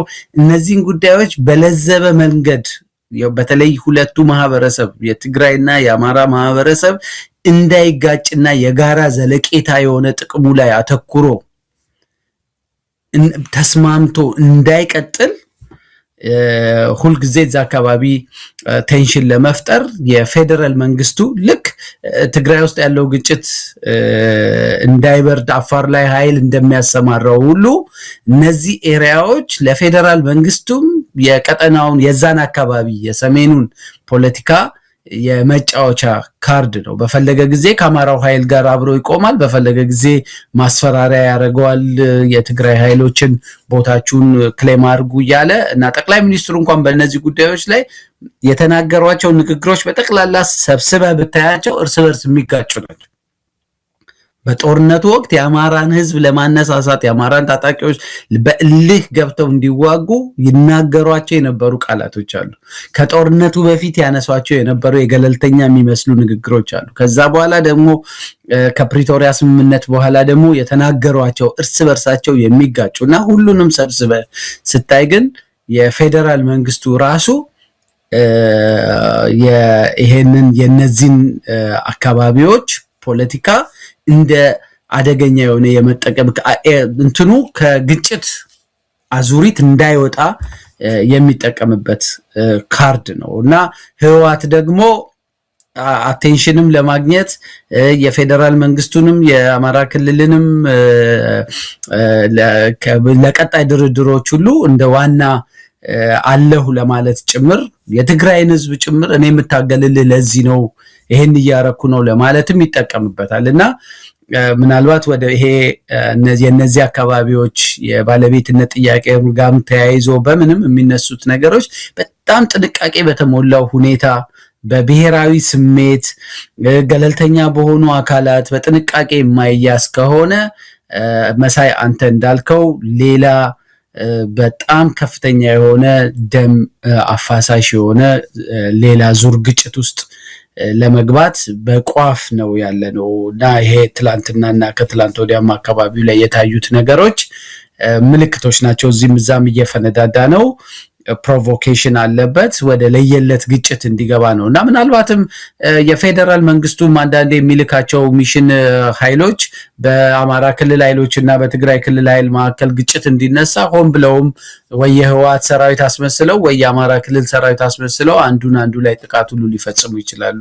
ይሄን ከማድረግ የሚመልሳቸው ምንም የሞራል እንጥፍጣፊ የሞራል እንትን እንደሌለ በሌሎች ብዙ ነገሮች አሳይተውናል። አቶ ያሬድ እንደው ነገር ያነሷል። ዶክተር ዳኛቸውን ስትጠቅስ ሰሞኑን አንድ በሳቸው ዙሪያ የወጣ አንድ ክሊፕ እያየው ነበርና እስከዛሬ አላነሳ ነውም። እውነት ለመናገር ዶክተር ዳኛቸው በዚህ ርቀት ሚዛናቸውን ስተው በዚህ ርቀት ከእውነታውና ከአጠቃላይ ከሰባዊነትም ርቀው እንዲህ አይነት አስተያየት መስጠታቸው እንደው ምን ያህል ማጎንበስን እንደው ፈቅደው እንደተቀበሉ ለስርዓቱ በዚህ ደረጃ መነጠፍን አሜን ብለው መቀበላቸው ግራም ያጋባ ነው። እንደው ባይበላስ ቢቀርም እንግዲህ ከአውዱ ውጪ ተወስዶ ከሆነ እሳቸው ማብራሪያ ሊሰጡን ይችላሉ። ግን እንስማው። ከአውዱ ውጪ ባይወሰድም በመጣልን ድምጽ ተቆርጦ በመጣልን ሙሉን መመልከት ይገባናል። ግን በዚህ ደረጃ አስተያየት መስጠት በራሱ ለህዝብ በሚተላለፍ መድረክ ላይ እውነት ምሁርነት ምንድነው? እስቲ እንስማ። አጭር ነች፣ አስተያየት ተሰጥበታል። አሁን ደግሞ ያለን መንግስት አሁን ከብሔሮቹ ኦቶኖመስ ማለት ነው የሚያለ ለዚህ ነው ኦሮሚያ በድሮን ይደበድባል፣ አማራ ክልል ይደበድባል። ያዳላ ለማግኘት አንዱ ቦታዎች ነው። ያሬድ እንግዲህ ዶክተር ዳኛቸው ይሄንን ያሉት አብይ አህመድ ወይም የአብይ አህመድ አገዛዝ የማዳላ መሆኑን ለመግለጽ ኦሮሚያም ላይም በድሮን ይደበድባል፣ አማራ ላይም በድሮን ይደበድባል። ይሄ ነው እንግዲህ አዳላም ይሄ መንግስት አለማዳላቱን የሚያሳየው የሁሉም ቦታ ላይ በድሮን እየደበደበ ገለልተኛነቱን ያሳያል የሚል በጣም አደገኛ በጣም የሚያም ካንደበታቸው እንዴት እንደወጣ ራሱ ምናልባት መልሰው ሲሰሙት ምን እንዳሉም አላቀም። ግን እንዴት አየው በሙር ደረጃ እንዲህ አይነት አስተያየት መስጠት? አብይ አህመድ ገለልተኝነቱን ለማንም እንደማያዳላ ለሁሉም በእኩል ዓይን እንደሚመለከት ለማሳየት ሁሉንም በድሮን መደብደብ አለበት ወይ? ምን ለማለት ፈልገው ነው ዶክተር ዳኛቸው? እኔ ዶክተር ዳኛቸውን ጨምሮ በርካታ ምሁራን እንደውም በቅርቡ እኮ አየህ የአዲስ አበባ ዩኒቨርሲቲ 75ኛው ዓመት ሲከበር ምሁር ማን ነው የሚለውን ዲፋይን ለማድረግ አብይ አህመድ ነው ሌክቸር የሰጠው እና እነዚህ ዶክተር ዳኛቸውን ጨምሮ ፕሮፌሰር ብርሃኑ ጭምር በመደመም የአብይ አህመድን የምሁር ትርጓሜ እንደ ሌክቸር ይሰሙ የነበሩ ብዙ ምሁራኖች አሉና ወዲያው በማግስቱ አንድ ጽሑፍ ጽፌ ነበር። ምሁርና አምባገነን ሲጋቡ ነገሩ ያከትማል። ይሄ የምሁርነት መማር የሚያለብስህን ጸጋ ሁሉ ይገፋል እና ምሁር ደግሞ አድርባይ ሲሆን ምሁር ከሱ ላነሱ በጭንቅላትም ባስተሳሰብም ከሱ ላነሱ ፖለቲከኞች ካድሬዎች ሲንበረከክ ያኔ የአመክንዮ ምሁራዊ እሳቤ ምሁራዊ አስተሳሰብ ሁሉ ተሟጦ ነው ከጭንቅላት የሚጠፋውና የምትሰለፈው ወርደህ ከአንድ የቀበሌ ምንም ትምህርቱንም ገፋ አድርጎ ካልሄደ በአንድ ፓርቲ በገዢው ፓርቲ እንትን በደሞዝ በምን ተገዝቶ ከተጠመቀ ካድሬ ጋር እኩል ነው ሰልፈኛ የምትሆኑ እና እሳቸው አሁን ዶክተር ዳኛቸው የተናገሩት ንግግር አንድ የቀበሌ ካድሬ ሊናገረው ይችላል። የብልጽግና ካድሬ የሶሻል ሚዲያ ካድሬዎቻቸው በየቀኑ የሚጽፉት ነገር ነው። አንዳንድ ፕሮፌሰር ብርሃኑ የሚናገራቸውን ነገሮች በየመንደሩ ያሉ ወጣቶች የሚተነፍሱት ነገር ነውና አየህ አምባገነን ምሁር ጠል ነው። ምሁር በትርጉሙም ለእውነት የቆመ ነው፣ ለፍትህ የቆመ ነው። በሳይንሳዊ ምርምር ተነስቶ ነጩን ነጭ ጥቁሩን ጥቁር የሚል ነው። አምባገነኖች ምሁርን የሚጠሉት እውነተኛውን ምሁር የሚጠሉት ሲሳሳቱ ልክ አይደላችሁም ይላቸዋል። ሲያጠፉ ሲገድፉ ይሄ ልክ አይደለም አንቀበላችሁም ይላቸዋል። ህዝብን ያነቃባቸዋል። ስትንበረከክ ግን ያንን የምሁርነት ቆብህን ጥለህ እንደ ማንኛውም ካድሬ ያገዛዝ ስርዓቱ ልሳን ስትሆን ግን የኮምፈርት ዞንህ ይጨምራል። ብትታመም ወስደው ያሳክሙሃል። ወስደው የሚያሳክሟቸው ማት ምሁራኖች አሉ። በምቾት ያንደላቅቆሃል። መኪና ይመደብልሃል፣ ሹፌር ይመደብልሃል፣ ጥበቃ ይደረግልሃል። ያ የኮምፈርት ዞን የምሁርነት እንትንህን የለፋህበትን ነገር ሁሉ ይገፋሃል። ስለዚህ እኔ የዶክተር ዳኛቸውንም ንግግር ከዛቸውም ውጭ ያሉ በርካታዎቹ የብልጽግናን የሚያነግሱ አትንኩብን አብይን አንዳንዶቹ ሺህ ዓመት ይግዛንም የሚሉ አሉ እና እንደውም በቅርብ ጊዜ ከአንድ እንደዚህ በትምህርትም ገፋ ካደረገ ሊያውም የሃይማኖት አባት ከሆነ ሰው ጋር አንድ ሞቅ ያለ ውይይት የቅርብ ወዳጄ ነው እናደርግ ነበርና ምንድነው ያለኝ አብይ አህመድ እንደውም ከተወሰኑ አመታት በኋላ ጸጋው ተጨምሮለት አብቦ ነግሶ ኢትዮጵያን በጸጋው ወደፊት በዓለም ራሱ የሚጠራ ትልቅ መሪ ይሆናል እና ዓለም ሁሉ ይጎነበስለታል፣ ዓለም ሁሉ የሚያከብረው ይሆናል አለኝና እንጸልይለታለን አለኝ። ሰውየው የሃይማኖት አባት ነውና ብዙም ግን የሰጠውት መልስ ምንድነው እንግዲህ እኔ እስከማውቀው አብይ አህመድ ግፈኛ ነው። ለብዙ ሰዎች ማለቅ፣ መሰደድ፣ የቤት ቀያቸው መፍረስ ለዚህ ሁሉ ግፍ ተጠያቂ የሆነ ሰው ነው እና አንድ የሃይማኖት አባት ለተገፉ ግፋዋን ሳይሆን ለግፈኛው የሚጸልይ ከሆነ የግፍ ተባባሪ ነው ማለት ነው። ስለዚህ ሁሌ በየትኛውም አምባገነናዊ ስርዓት ውስጥ ግፍን እና ግፈኞችን ግፍ የሚፈጽሙ ፖለቲከኞችን ዙሪያቸውን ከበው ሙቀት የሚሰጡ የሚጸልዩላቸው በእውቀት በጸሎት በሃይማኖት ትምህርት ድጋፍ የሚያደርጉላቸው ብዙ ኤሊቶች አሉ። ኤሊት ሰፊ ነው ካታጎሪው። ባለሀብቶች አሉ፣ ምሁራኖች አሉ፣ እንደ ዶክተር ዳኛቸው የሃይማኖት አባቶች አሉ፣ ጳጳሳት ምን ሳይቀሩ የግፍን በህዝብ ላይ እንዲጸና ግፈኝነት ልክ ተቀባይነት ያለው ነገር እንዲሆን እንቅልፋተው የሚተጉ ብዙ ሰዎች ስላሉ እንግዲህ ጊዜ ሲያልፍ ታሪክ ሲለወጥ ነው እነዚህ ሰዎች ወደ ቀልባቸው ተመልሰው የተናገሯቸውን የጻፏቸውን ያወሯቸውን ነገሮች መልሰው ሲያዩዋቸው ምናልባት ይጸጸቱ ወይ ነፍስ ይገዙ ይሆናል። መሳይ ያሬድ እንግዲህ እስቲ ወደ አንድ ርዕሰ ጉዳይ እንመጣለን። ሰሞኑን አንተም አንድ መጣጥፍ ለተመልካቾች ለአንባቢዎች ያቀረብክ ትገኛለህ። ምርጫውን የተመለከተ ነው። ምርጫ የሚባለው አጀንዳ ምናልባት ብልጽግና መንደር ኢዜማ አካባቢ ካልሆነ በስተቀር የኢትዮጵያ ሕዝብ እንኳን ምርጫ ሌላ አጀንዳ ሊያስብ የሚችልበት ሁኔታ የለም። ነገር ግን አንዳንድ የፖለቲካ ኃይሎች ብልጽግናን ጨምሮ ስለ ምርጫው አጀንዳው ወደፊት ገብቶ ሞቅ እንዲል ይፈልጋሉ። በተለይ ደግሞ የኢዜማ ነገር ትንሽ መስመሩን የሳተ ምንድነው ዋናው ባለቤቱ እያለ አሽከሩ በዚህ ደረጃ ሲያሽቋልጥና ሲያጎበድድ ሲታይ በጣም ያሳፍራል። እውነት ለመናገር ሰሞኑን ኢዜማ ሰዎች ለምርጫው ከተለያዩ አካባቢዎች ወደ አዲስ አበባ እንደሚገቡም ሰምተናል። ምርጫ ይላሉ። ምንድነው የሚመርጡት? ምን አለ? ምንድነው የሚመረጥ ነገር? አብይ አህመድ ከወዲሁ ውጤቱን ነግሮናል። ባለፈው እሱ እንደሆነ ምንም የሚያፍረው ምንም የሚያሳፍረው ምንም የሚፈራው ነገር የለም። ፊት ለፊት ነው ማድረግ የሚፈልገውን ነገር የተናገረው። ትንሽ የተወሰነ ፓርላማ ላይ ለውጥ እናደርጋለን ብሏል። ስለዚህ ከወዲሁ ውጤቱን ተናግሯል። እነማን እንደሚገቡ ተዘጋጅቶ ያለቀለት ጉዳይ ነው።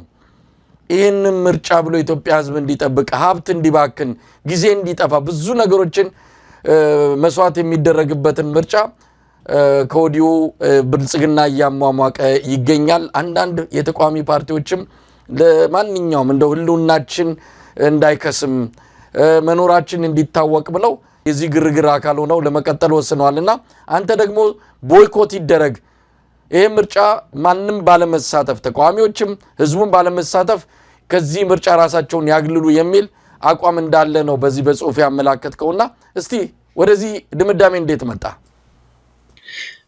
እኔ ከወራቶችም በፊት ኢትዮጵያ ለምርጫ ዝግጁ ነች ወይ የሚል ተደጋጋሚ ጊዜ ጽፌበታለሁ። አሁን ደግሞ በሰፊው በደንብ በመረጃዎች የሌሎች ሀገሮችንም የኢትዮጵያንም ነባራዊ ሁኔታ መነሻ በማድረግ ሰፋ ያለ ዝርዝር ያለው ጽሁፍ እንትን እያደረኩ ነው ለፓርቲዎች ለምናምን እና ለሚመለከተው አካል ሁሉ ለመላክ ነው። ግን ደጋግሜ የማነሳው ነገር አንድ ምርጫ እንደው ለአድማጮቻችንም ግልጽ ለማድረግ በየትኛውም ሀገር ምርጫ ሲካሄድ ቢያንስ ሶስት ነገሮች ከሶስቱ አንዳንዴ ያንዱ መሟላት ብቻ ራሱ ምርጫ ለማድረግ በቂ ምክንያት ሊሆን ይችላል። አንደኛው ነፃ የሆነ ምርጫ ለማካሄድ የሚያስችል ምህዳር፣ የፖለቲካ ምህዳር፣ የመደራጀት ሐሳብን የመግለጽ ነፃነት፣ በሰላማዊ መንገድ አደባባይ ወጥቶ ፕሮቴስት የማድረግ ህዝብን የማንቃት እነዚህ የሚዲያ ምህዳሩ የሲቪክ ምህዳሩ መኖር አንዱ ወሳኝ ነገር ነው ለነፃ ምርጫ ለማካሄድ። ሁለተኛው የፍትሃዊነት ጥያቄ ነው። በምርጫ ውስጥ የሚወዳደሩ አካላት ሁሉ ሜዳው ለሁሉም በእኩል ሁኔታ የተመቻቸ ነው ወይ? በቂ ሪሶርስ ቀርቦላቸዋል ወይ? በቂ እኩል ነፃነት አላቸው ወይ? እኩል የሚዲያ ከቨሬጅ ማግኘት ይችላሉ ወይ? የሀገሪቷን የግብር ከፋዩን ሪሶርስ እኩል ነው ወይ መጠቀም የሚችሉት? ሁኔታዎች ተመቻችቶላቸው በራሳቸው ድካም በራሳቸው አቅም ችሎታ ማጣት ሊወድቁ ይችላሉ። እነዛ ሁኔታዎች ተፈጥረዋል ወይ የሚለው የፍትሃዊነቱ መለኪያ ነው። ሌላው ቁልፉ ነገር ግን ሰላም እና ወደ የዛሬ 5 ዓመት የተካሄደው ምርጫ ካየህ ነፃም አልነበረም። አፈና፣ እስር፣ ግድያዎች ጭምር ከምርጫው በፊት መንግስት ለምርጫው ያሰጉኛል ያላቸውን እነ አቶ ጀዋርን እነ አቶ ልደቱን እነ አቶ በቀለ ገርባን እነ እስክንድርን ሌሎችንም ሰበብ አስባብ እየፈጠረ ሰብስቦ እስር ቤት ካጎረ በኋላ ብዙ የፖለቲካ ፓርቲዎች በተለይ ኦሮሚያ ክልል ቦይኮት አድርገው ነው ምርጫ የተካሄደው። ስለዚህ ነፃም አልነበረም፣ ፍትሃዊም አልነበረም። ኢቭን ምርጫ ቦርድም ሌሎችም አካላት ምርጫው በሰላም ተካሂዷል ነው። ምርጫው በሰላም ተካሂዷል ያሉት የምርጫው ድምጽ በሚሰጥበት ጊዜ ጥይት አልጮህም፣ ድብደባ አልነበረም ምናምን ነው እንጂ ነፃና ፍትሃዊ ምርጫ እንዳልተካሄደ ስለሚታወቅ አልነኩትም። አንዳቸውም ሪፖርት ላይ ምርጫው ነፃና ፍትሃዊ ነው የሚል አልነበረም፣ ሰላማዊ ነበር ነው።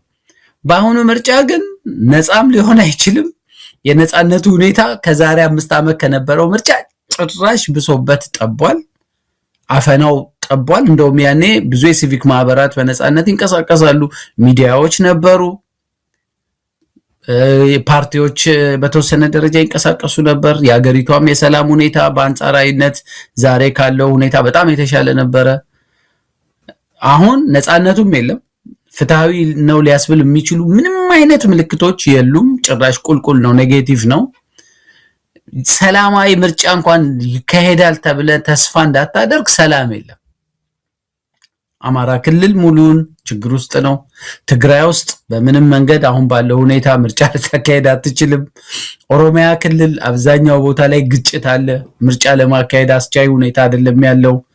ቅድም አንስተዋል። ጋምቤላ በተደጋጋሚ እንደውም ሪሰንትሊ ራሱ ከባድ ግጭት ተከስቶ ብዙ ሰው ተገሎበታል። በመንግስት እንኳን በቂ ሪፖርት እንኳን አላወጣም ምን እንደተከሰተ። ለተወሰነ ጊዜ ሁሉ ብዙ ነገሮች ተቋርጠው ምን ብለው ወታደራዊ ኃይል ሰፍሮ አሁንም እንደገና ጥቃት እየተፈጸመ ያለበት ነው። ቤኒሻንጉል ጉሙዝ ውስጥ ታጣቂዎች በስፋት የሚንቀሳቀሱበት ነው። ስለዚህ የሀገሪቷ ከፍተኛውን መጠን የሚይዘው ከ85% በላይ የሚሆነው የሀገሪቷ ቀጠና ከዋና ዋና ከተሞችና ከአንዳንድ ክልሎች በስተቀር የግጭት ቀጠና ሆኗል። ስለዚህ ግጭት ባለበት ቦታ ላይ ምርጫ ለማካሄድ አትችልም። የፖለቲካ ኃይሎች ተንቀሳቅሰው አባላትን ማደራጀት፣ መሰብሰብ፣ ጽህፈት ቤት መክፈት አይችሉም። አዲስ አበባ ላይ ብቻ ተቀምጠው ወይ በየከተማው ቁጭ ብለው ምርጫ ሊያደርጉ አይችሉም። ህዝቡም በነፃነት የሚዲያ ቅስቀሳ ተፎካካሪ ኃይሎችን ማግኘት አይችልም። ስለዚህ በእንዲህ ያለ አውድ ውስጥ ምርጫ እንዲካሄድ ማድረግ ብቸኛ ጥቅሙና ተጠቃሚው አፋኝ የሆነው አምባገነን የሆነው ያገዛዝ ስርዓት ነው። ለምን? በቅርቡ ጠቅላይ ሚኒስትር አባላቶቻቸውን ሰብስበው ይሄ ምርጫ ለሌጂቲሜሲ ስለሚያስፈልገን ካድሬዎች ተግታችሁ ስሩ እንደምንም ያሉት በህዝብ የተመረጠ ስርዓት ነው። እድሜውን በምርጫ አስቀጥሏል መባሉን ትልቅ የፖለቲካ ግብ ማስቆጠሪያ ስለሆነ ለሱ ብቻ ነው የሚፈልጉት። ስለዚህ እዚህ ምርጫ ውስጥ መግባት ማለት የአብይ አህመድን የአፈና ስርዓት እንዲቀጥል መተባበር ነው። ይሄ የኦቶሪታሪያን ኢሌክሽን ነው የሚካሄደው። አንድ አምባገነን ስርዓት ሁሉንም መንገድ ዘግቶ አሁን ሙሴቪኒ እንዳደረገው ኢንተርኔት አጥፍቶ ምን አጥፍቶ ሶሻል ሚዲያዎችን ዘጋግቶ ተቃዋሚውን ሰውዬ አባላቶቹን ከየምርጫ ጣቢያው እያዋከበ አስሮ ምን ብሎ አሸንፊያለሁ አለ። በቃ የቦርዱ ሰዎች የሱ ሰዎች ናቸው። ፍርድ ቤቱ የሱ ሰዎች ናቸው። የግድ እሱ ማለፍ አለበት። እንደውም ልጁ በማግስቱ የጦር ጀነራል የጦር መሪ ነው የሙሴቪኒ ልጅ። ዋናውን ተቀናቃኝ ቦቢ የሚባለውን ሰውዬ በተገኘበት ወይ እንገለዋለን ወይ እጅህን ስጥ ብሎ ማስፈራሪያ ሁሉ የሰጠበት ሀገር ነው። ስለዚህ የኢትዮጵያ ደግሞ ከዛም የከፋ እና በእነዚህ ምክንያቶች ኢትዮጵያ ውስጥ ደጋግሜ ከዚህ በፊትም እንዳልኩት የኢትዮጵያ ሕዝብ አሁን ምርጫ አይደለም የሚያስፈልገው። ምርጫ የነፃና ፍትሃዊ ምርጫ ወደፊት ለማድረግ የሚያስችል የፖለቲካ መደላደል እና ነፃነቱን እንዲያገኝ ትግል ነው የሚያስፈልገው። ያገዛዝ ስርዓቱን አንበርክኮ እምቢም ካለም በህዝባዊ ቢተኝነትም አስወግዶ የኢትዮጵያ ሕዝብ የነፃነቱም የመብቱም ባለቤት ሆኖ የሀገሩም ባለቤት ሆኖ ለእውነተኛ ምርጫ የሚቀርብበትን ቀን ላይ ነው መታገል የሚያስፈልገው እንጂ ይሄንን በጣም አደገኛ የሆነ ሀገር ለመበታተን የሚያስችል አጀንዳ ይዞ የሚንቀሳቀስን ኃይል በተብለጭላጭ የኮሪደር ፕሮጀክቶች ሰክሰስ ስቶሪ ተመስጦ መምረጥ የኢትዮጵያን መከራ ማራዘም ነው ብዬ ነው በጽኑ ነው እዛ ላይ ማምነው። ስለዚህ የኢትዮጵያ ሕዝብ መታገል ያለበት ለነፃነቱ ነው እንጂ በምርጫ የአብይን እድሜ ለማራዘም አይደለም። እንደው አቶ ያሬድ አንዳንድ የፖለቲካ ፓርቲዎች በምርጫው ትክክለኛ ይካሄዳል ብለው በማመን ሳይሆን በጣም አስቸጋሪ ሁኔታ ውስጥ እንዳሉ ያውቃሉ። በብዙ መንገድ አፋኝ ስርዓት እንዳለ ምርጫ አይደለም የሚመስል እንኳን ምርጫ ማድረግ የማይቻልባቸው በርካታ ሁነቶች እንዳሉ ጠቅሰው፣ ነገር ግን የለውና ጉዳይ ነው የመኖራቸውና ያለመኖራቸው። ምክንያቱም ሁሉን ነገር ዘጋባቸው። አሁን ለምሳሌ ከኢህአፓ ፓርቲ እንቅስቃሴ ጋር በተያያዘ ያለውን ነገር በተለያየ መልኩ እንሰማለን። ምንም ህዝብን ሊያገኙ የሚችሉባቸው እድሎች በሙሉ ተዘጉ። ስብሰባ መጥራት አይችሉም። በዚህ በኩል ስብሰባ ተፈቀደልና በዚህ በኩል ደህንነቶችን እየላከ ያዘጋል። በማስፈራራት ምንም አይነት እንቅስቃሴ የሆነች መግለጫ ከማውጣት ያለፈ ምንም አይነት ነገር የሚፈቅድ አይደለም። እውነት ለመናገር አንዳንድ ጊዜ ህወሓትን ሲታገሉ የነበሩ እንደነ ፕሮፌሰር ብርሃኑ ነጋ ሌሎችም አሁን አብይ አህመድ መዋቅር ውስጥ የገቡ ያኔ ታጋዮች ለምን ነበር ያኔ ታገሉት? ያኔ እኮ ይሻል ነበር። ያኔ ቢያንስ ተቋሚዎች ስብሰባ ማድረግ ይችላሉ፣ ቢያንስ ሰልፍ ይጠራሉ፣ ቢያንስ ህዝቡ እንዲተነፍስ ያደርጋሉ። አንድ ነገር ነው። ያ ነገር ይከናወን አይከናወንም ወጥተ ብሶትን፣ ቁጣን፣ ቁጭትን መተንፈስ በራሱ አንድ ነገር ነው። አሁን ያም ተከልክሏል። ፍጹም አፋኝ እውነት ለመናገር ወደ ላይ ወደ ታች ወደ ግራ ወደ ቀኝ የማይፈቀድበት ከሰሜን ኮሪያ ያልተናነሰ አፋኝ ሆነ አምባገነን ስርዓት ነው ኢትዮጵያ ውስጥ ያለው።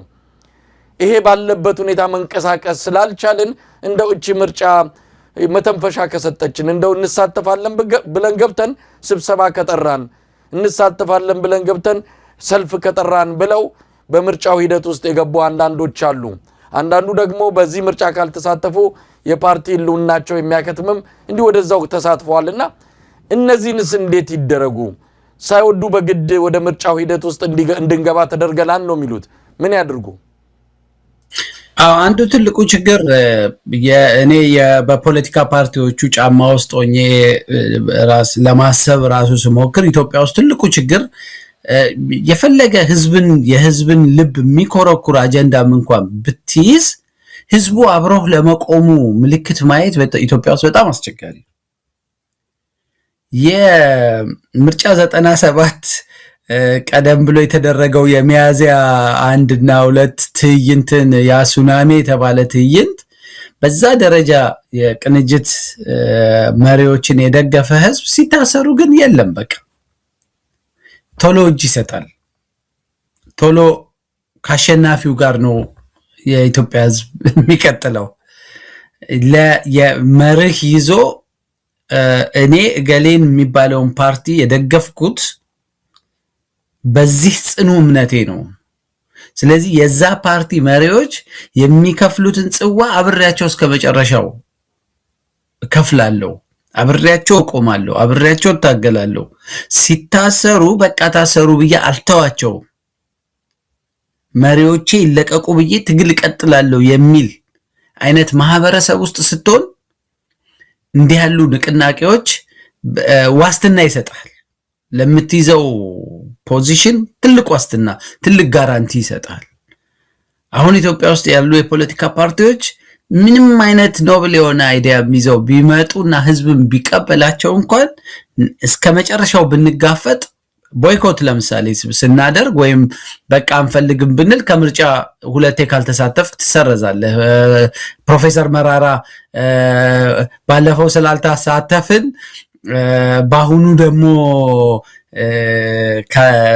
ቦይኮት ካረግን እንሰረዛለን፣ ኦሮሚያ ክልል መንቀሳቀስ አንችልም። እንግዲህ በሳቸው ደረጃ ያለ ሰው ይሄ የፖለቲካል ሳይንስ ምሁር የሆኑ ሰው በዚህን ያህል አመት ኦሮሚያ ውስጥ ፖለቲካ የሰሩ ሰው ላይሰንሴ ስለምነጠቅ ነው ምርጫ ውስጥ የምገባው ሲሉህ ኢትስ አን ኢንሰልት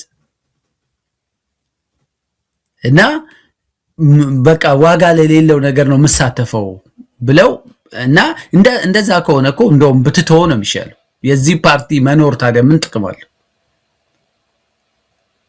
ስለዚህ እኔ ከ6 ወርም ከ7 ወርም በፊት በአንድ ውይይት ላይ ከፖለቲካ ፓርቲ መሪዎች ጋር ባሉበት ፕሮፖዝ አድርጌ የነበረው ነገር ሁሉም የፖለቲካ ፓርቲዎች ኤቢሲዲ ብለው 1 7 8 10 የሚሆኑ የቅድመ ሁኔታ አቋሞች ይዘው እነዚህ ቅድመ ሁኔታዎች ሰላም ካልሰፈነ፣ ጦርነቶቹ በአስቸኳይ በእንዲህ አይነት ሁኔታ እንትን ካላደረጉ፣ ሁሉም አካላት የሚሳተፉበት ምህዳር ከሌለ፣ የሚዲያ እንደዚህ ካልሆነ ብለው ቅድመ ሁኔታዎች ልክ ቅንጅት ከምርጫው በፊት ቅድመ ሁኔታዎች አንስቶ ከነመለስ ጋር የነበረው የድርድር ቴንሽን ማለት ነው እና የዛ አይነት የጋራ ቅድመ ሁኔታዎች ደርድረው እነዚህ ካልተደረጉ ሁላችንም ቦይኮት እናደርጋለን የሚል የፖለቲካ ኃይል ለማምጣት ችግር አለ ማለት ነው። ሌላው ያነሳው የኢዜማ አይነት ኢዜማ ኦልሬዲ እኔ ከዚህ በፊት ምን እናንተ ደጋግመን ተወያይተናል።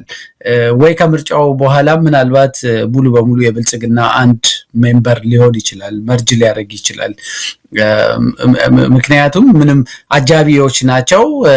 የህዝብን እንደውም ህዝብን የማፈን ያገዛዝ ስርዓቱ በህዝብ ላይ እየፈጸመ ያለውን ብሩታል የሆነ ጭካኔ የተሞላው ነገር ሁሉ አንዳንዴ ያገዛዝ ስርዓቱ ዝም ባለበት ሁሉ መተው አስተባባይ የሚሆኑት የኢዜማ እና ሌሎች አጋር ኃይሎች ናቸውና አንዳንዴ ይገርመኛል።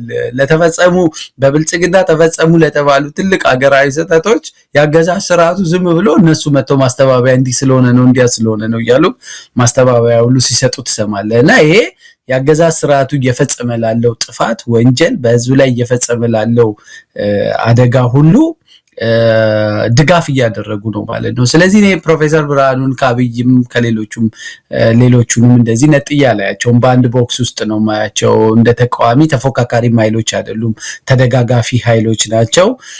ስለዚህ ከነሱ ውጪ ያለው ጄኒውንሊ በህዝብ የአገሪቷ ያለችበትን አደጋ አይቶ ይሄ ብልጽግና የሚባል ኃይል ከቆየ ኢትዮጵያ ወደ መበታተንም ወደ ከፋ ማቆሚያ ወደ ሌለው ጦርነት የምትገባ መሆኑን የተረዱ ኃይሎች ግን አሁንም ጊዜው ስላላቸው በደንብ ተነጋግረው መሰብሰብ ካልቻል፣ ህዝብን መጥራት ካልቻል፣ አደባባይ ላይ ስብሰባ ማድረግ ካልቻል፣ ሚዲያ አክሰስ ከሌለን ያገዛዝ ስርዓቱ 24/7 በህዝብ ግብር የሚተዳደሩ ሚዲያዎችን ለገጽታ መገንቢያ እዚህ ጋር ድግስ አበሉ፣ እዛ ጋር እንደዚህ ያደረጉ፣ እዛ ጋር ይሄን መረቁ እየተባለ ሙሉ ቀን የአብይ መጽሐፍ እኮ በአገሪቷ ቴሌቪዥን ጣቢያ አይ ቲንክ በሳምንት አንድ ቀን ሁለት ቀን ዋና በቃ ርዕስ ሆኖ ታየዋለህ። በፌስቡክም በምንም የአንድ ግለሰብ መጽሐፍ በምን ሂሳብ ነው? የአንድ ፓርቲ መሪ መጽሐፍ በምን ሂሳብ ነው በአገሪቷ የግብር ከፋዮች የሚተዳደር ሚዲያ ላይ በየቀኑ የሚደሰኮረው? እሺ የሚዲያ እንትኑን ሽፋን ልትሰጥ ትችላለህ፣ ፐብሊሽ የተደረገ ጊዜ ዋና የመወያያ ርዕስ ነው።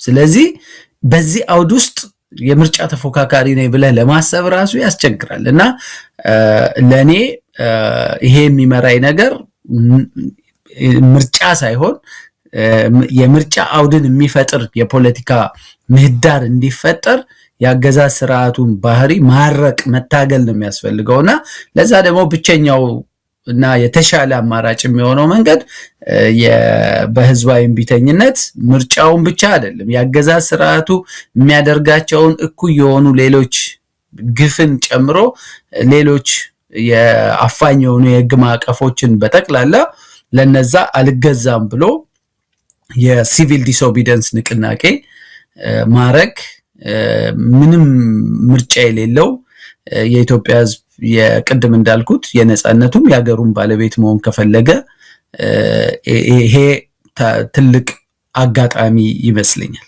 አቶ ያሬድ እንደው ያጠቃለን እንግዲህ ምርጫ ላይ ቦይኮት ወይም ደግሞ ምርጫውን ራስን በማግለል የሚመጣ ጫና ሊኖር ይችላል። አገዛዙ ምንም ነገር የሚከልለው እንደሌለ በግልጽም ተናግሯል። ምርጫ ባይኖርም ያው ኦሮሚያ ክልል ባለፈው ብቻውን ተወዳድሮ ብቻውን እንዳሸነፈ በኢትዮጵያ ደረጃም ብቻውን ተወዳድሮ ምርጫ ተደርጓል ብሎ ሊናገር የሚችልበት እድል ሰፊ ነው። ምንም ይሉንታ የሚባል ዓለም አቀፍ የሰብአዊ መብት ጉዳይ ብዙ ነገሮችን ጉዳዩም ያልሆነ አገዛዝ ነው። ፍጹም ጨካኝና በውስጡ የተሰባሰቡት ሰዎች የሰውነት ልካቸውን ያጡ የተሰባሰቡበት ፓርቲ ነው ብልጽግና ማለት። በዙሪያቸውም ያሉ ሰዎች ይህንን ተቀብለው አብረው እየኖሩ ይገኛሉ። ግን ህዝቡ ምንድነው ዝምታው? አዎ ብዙ ነገር ከዚህ በፊትም አንስተናል። ከተቃዋሚዎች ጋር ሆኖ በጥሪ ሲደረግለት ተቃዋሚዎች ሲታሰሩ ከጀርባ ሆኖ ለአገዛዙ እምቢተኝነትን ማሳየት ሲገባው ያንንም አናይም። ግብር ሲቆለልበት ኑሮ ባናቱ ከፍተኛ የዋጋ ንረት ሲመጣበት አሁንም ዝም ነው። ሁሉ ነገር ሲመጣ ዝም ነው። መቼ ነው ታዲያ ህዝቡ ወደ እምቢተኝነት የሚገባው? ይሄኔ እኮ ሌላ ሀገር ቢሆን ኖሮ ስንት አብዮት ኢትዮጵያ ላይ ተቀጣጥሎ ነበረ። ኢትዮጵያ ውስጥ ያሉት አጀንዳዎች ወደ ተለያዩ ሀገራት ቢከፋፈሉ በርካታ መንግስታት ወድቀው ነበር። ለአገዛዙ የልብ የሰጠ እብሪትና ትዕቢቱ ንቀቱ እንዲጨምር ያደረገው አንድም ምንም ማመጣም የኢትዮጵያ ህዝብ የፈለገውን ብንጭንበት ይያሉ ነው። የአባይ ግድብንም አሳልፈን ብንሰጥ ምን ያመጣል የሚልም በእብሪትና በትዕቢት በንቀት የተሞላ መልስ እየሰጡ ነው። ስለዚህ ህዝቡ ምንድነው ምን እየጠበቀ ነው? ጥሩ ጥያቄ ነው መሳይ። ለእኔ ይሄ የምርጫ ቦይኮት ጥሪ ለፓርቲዎች ብቻ አይደለም። እሱ ብዙ ጊዜ ፓርቲዎች ቦይኮት ሊያደርጉ ይችላሉ። ከዛ በኋላ ተደጋጋፊ የሆኑ ሐሳብ ያላቸውን ፓርቲዎች ይዞ የሚኒስትርነት ቦታን አንዳንድ የፓርላማ ትንሽ ወንበሮችን እንደ አልቲሜት ግብ የሚቆጥሩ ደጋፊ የተቃዋሚ የሚመስሉ ደጋፊ ፓርቲዎችን ይዞ ምርጫውን ሊያካሄደው ይችላል። ኦሮሚያ ክልልን ባለፈው የተደረገው እሱ ነው። ፓርቲዎች ብቻ የሚያደርጉት የምርጫ ቦይኮት ውጤት አያመጣም። ስለዚህ እኔ ኖ ኢሌክሽን የሚለው የኔ የቦይኮት እንትን ጥሪ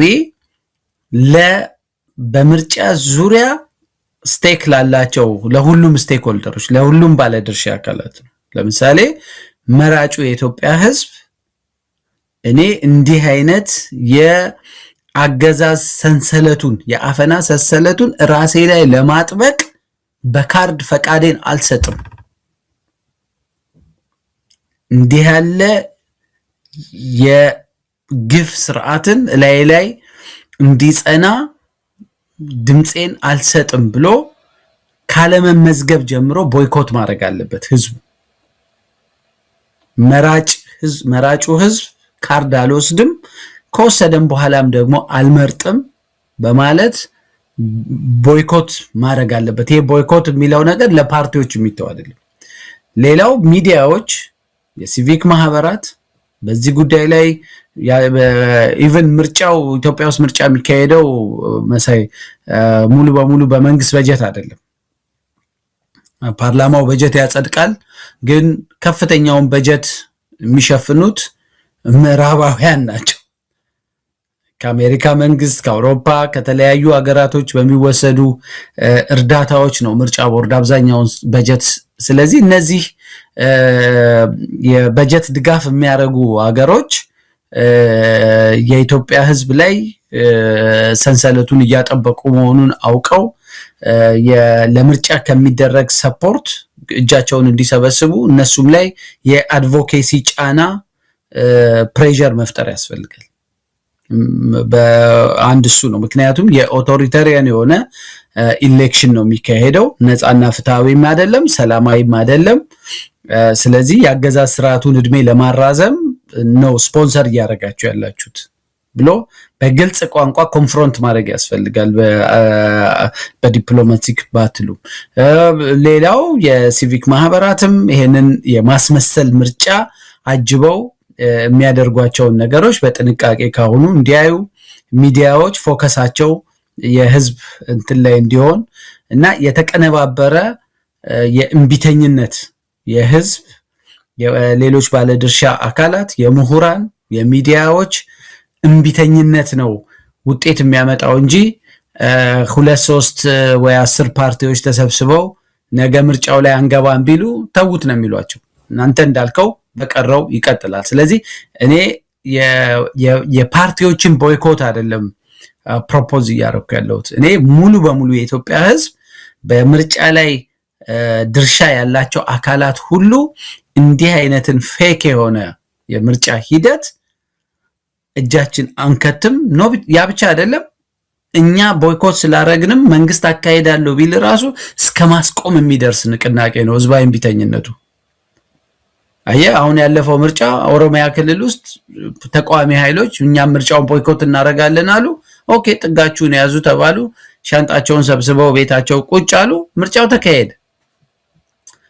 የኦሮሚያ ክልል እነዛ ተቃዋሚ ኃይሎች ህዝቡን አሳምነውት አዘጋጅተውት የክልሉ ህዝብ በጠቅላላ ኖ የነዚህ ፓርቲዎች ጥያቄ ልክ ነው እኔ ምርጫ ውስጥ አብሬ አልገባም ቢል ኖሮ መንገድ ይዘጋል። ምን ይላል? ፍጹም ሰላማዊ በሆነ መንገድ እዛ ክልል ውስጥ አንድ ምርጫ ጣቢያ ፈንክሽን እንዳያደርግ ማድረግ ይችላል። ስለዚህ ህዝብ እንደውም የጉዳዩ የቦይኮቲንግ እንቅስቃሴው ዋናው ባለቤት ህዝብ ነው። እኔ በመንደሬ እኛ ምርጫ የሚባል ነገር አይካሄድ። ምርጫ አይደለም ጥያቄያችን፣ መጀመሪያ ኢትዮጵያን ማትረፍ ነው። በዚህ ምርጫ ኢትዮጵያን ልናተርፋት አንችልም። ኢትዮጵያን ሊያጠፋ ለሚችል አካል አንዳንድ ብልጭልጭ ነገሮች እዚህም እዛም ስለሰራ የቀጥለህ የግዛቱን ዘመን አራዝም ብለን ካርድ አንሰጥም ብሎ የምርጫውን ሂደት ፍጹም ሰላማዊ በሆነ የእምቢተኝነት ንቅናቄ ህዝቡ ማስቆም አለበት። ይሄን ደግሞ ማድረግ ከባድ አይደለም። እንግዲህ አቶ ያሬድ ምርጫ ማድረግ አይገባም። በዚህ ወቅት ላይ ምርጫ ሳይሆን የሚያስፈልገው ይህንን አገዛዝ ማስወገድና ለምርጫ ምቹ የሆነ ስርዓት ኢትዮጵያ ውስጥ እንዲሰፍን ማድረግ ነው የሚለው ጽሁፍን በቅርቡ ምናልባትም በአንከር ሚዲያ ላይም የምናቀርብ እንደሚሆን ተስፋ አደርጋለሁ። ተቃዋሚ ፓርቲዎች የተለያዩ በምርጫው ላይ በአስገዳጅም ይሁን በተለያዩ ሰበብ ምክንያቶች የሚሳተፉትንም እንዲሁ እናነጋግራለን። የኢሃፓ ከዚህ አንጻር ፕሮግራም ይዘናል። የኢሃፓና አቋም እንሰማለን። ሌሎችንም እንደዚሁ እያቀረብን ምርጫ መግባት ለምን አስፈለገ፣ ሌላ አማራጭ መንገድ የለም ወይ በሚል እንደዚሁ የምንሞግታቸውን መድረኮች የምናቀርብ ይሆናል። አቶ ያሬድ ኃይለማርያም የሰብአዊ መብት ተሟጋች፣ በጣም ነው ማመሰግነው። እግዚአብሔር ይስጥልኝ። እኔም እጅግ በጣም አመሰግናለሁ መሳይ፣ እግዚአብሔር ይስጥልኝ።